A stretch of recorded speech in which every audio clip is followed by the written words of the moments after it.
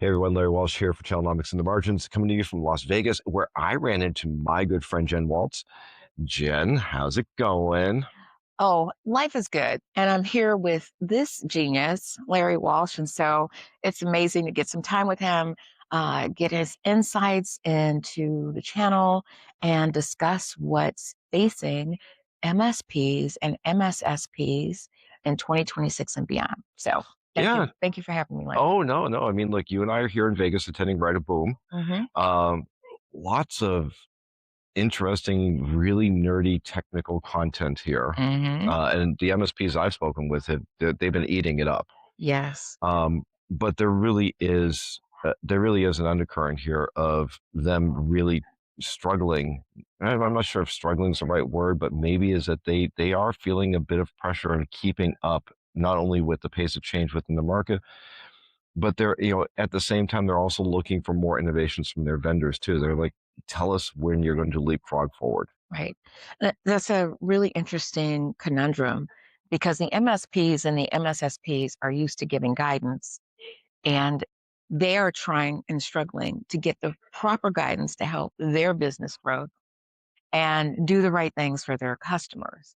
And so, Write a Boom, if anyone doesn't know, this is truly a technical learning experience.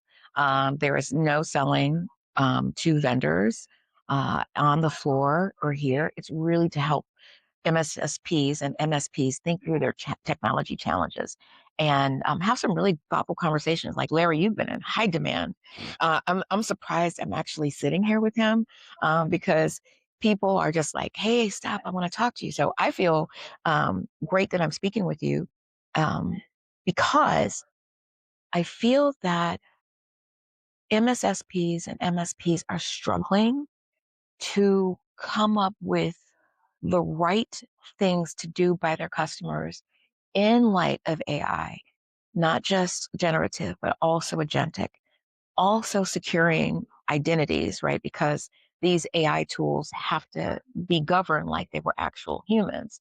And then with the vendors, the different vendors that are here and the hyperscalers, all those prerequisites that they're putting on MSPs and MSSPs to, guard their infrastructure, their platform. It's a lot to take in. Yeah, but look, I asked my AI about this, and it says, "Don't worry about the security stuff. It's going to be okay. Just let it go." I do want to touch on this though. The MSPs are saying that they're doing well, business is good, Hmm. but they're also watching a lot of margin erosion. They're saying Yes. their costs go up. The vendors are increasing their licensing fees.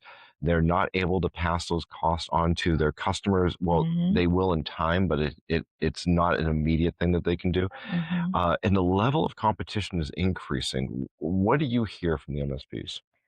Well, I hear a lot in terms of like being able to staff appropriately, right? Because as we all know, MSPs and MSSPs won't always have that bench talent ready until they actually have the engagement from the end user client. So skills, right? That's something that sets the MSSPs and MSPs away from their competition. And then being able to deal with the biggest challenges, like right now, ransomware is huge, right? Mm. That the most effective vendors and partners are going to shrink down who they do business with. And I do think I love that because I do think if you can find these trusted relationships that plug gaps into your offerings, those are going to help with that margin erosion, in my opinion, Larry. No, I agree. I mean, look, there's nothing like stating the obvious about focusing in on your ideal customer profile. Yeah. Uh, and I think that that's one of the shortcomings of the managed services community Hmm. is that the average MSP really does look at every dollar as being equal, Yeah. and they really need to be more focused on what customers are the right fit for them, who can they give the best service, and what customers will appreciate the value that they are Yeah. delivering rather than fighting to demonstrate value all the time. And it's this is a part of the maturity of the business that I don't think we talk enough about. It's more of a punchline or a lead into a different conversation than the actual conversation. So one of the biggest things is people the inherent risk of information getting out, especially in healthcare, especially regarding children. And are the MSPs and the MSSPs really paying attention to the importance of protecting patient data and really coming up with comprehensive solutions? I mean, this is just one example that there is a huge need in that market. And our MSSPs and our MSPs rising to that challenge, right? There are a number of people out there who are saying MSP, the entire concept of managed service provider, or even calling this entire segment managed services, is antiquated. It Mm, paints the community, it paints the individual companies with too broad of a stroke, and then they want to evolve it. The folks at Pax8 have come up with a managed intelligence provider. There's a mm. few others that want to be talked about, technology service providers or technology or information technology service providers. But are we at the cusp of where the label and the definition behind managed services has run its course? I do believe so. Um, Maybe they should be managed platform providers. And here's why. The best MSPs and the best MSSPs really own the client infrastructure. Mm. They know everything, they know every endpoint, they know all the vendors, the historical things.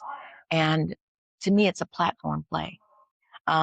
These large vendors that are out there, service providers, they don't own the client's true business like an MSP or an MSSP does. And so this is the value I believe that the managed service provider community offers is they know everything about that end user and why they sit in a seat, Mm. for lack of a better word, Larry, because they can do directional, they can be the traffic cop saying this is what we need to do now and here. So, but I do think it should be managed platform provider. I think the services part is just, it should just be part of the platform offering. What do you think? So, like, I'm gonna round this off because I wanted to get your opinion on this, Yeah. and I'm gonna preface this by saying I don't have an opinion. Mm, I think that there's no wrong answer to what I'm about to put out, mm-hmm, but you used the magic word platform. mm-hmm, And we're seeing a lot of vendors moving to or adopting the label platform. mm-hmm, Whereas managed services is typically, when you look at MSPs, it doesn't matter whether they're small MSPs or whether they're very large, mm-hmm. they've all been built on technology stacks, cobbled together through various relationships and tool sets that they acquire, and they build a best of breed service solution. Now, they may Yeah. look the same as their neighbor, but the components that they have within their stack may differ greatly. But when you go to platforming, then it starts to become homogenized. Yes, you gain a lot of efficiencies that way, or at least on paper, you says you do Mm. that. But there are trade-offs with that. What are your opinion about platforms versus best of breed?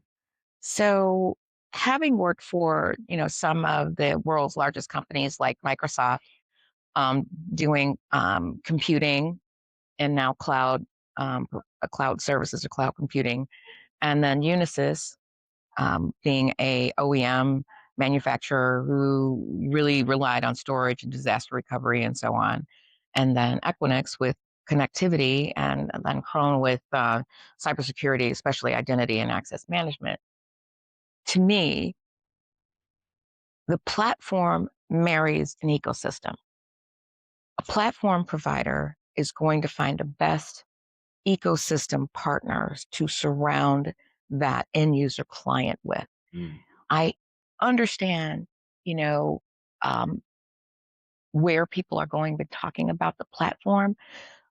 But again, the platform is because you're deploying, you're testing, you're sandboxing, all the things that were legacy and also coming. They're also knowing about certificates, right? And I think that's an unknown, that's a factor that most people aren't talking about is these certificate lifecycle management and how um, quantum computing is going to really show and reveal insecure underpinnings. And then the ecosystem providers that can really help the platform vendors be a force multiplier to not just handle today, but look at threats in the future. I believe that's where they need to go. Yeah. No, there's a lot of things. Like the world's going to change dramatically over the next couple of years because Hmm. of AI, because of quantum computing. I even throw in there, layer on top of all that, drones and robotics are going to change the way that the world operates. I mean, there's a lot of things that are going to change. And I also think that's going to open up immense new opportunities for managed service providers because all of this stuff, whether it's a physical device or a virtual device, an agent, it all has to be managed. Well, listen, everybody, that's about all the time we have right now. If you like what we're doing here in the margins, please hit like, hit subscribe, tell your friends. Check out our friend Jen Waltz. You can find her on LinkedIn. And check out all the great content we have at channelnomics.com. We've got a ton of research and best practices that are available to make you and your channels better. Until next time, I'm Larry Walsh.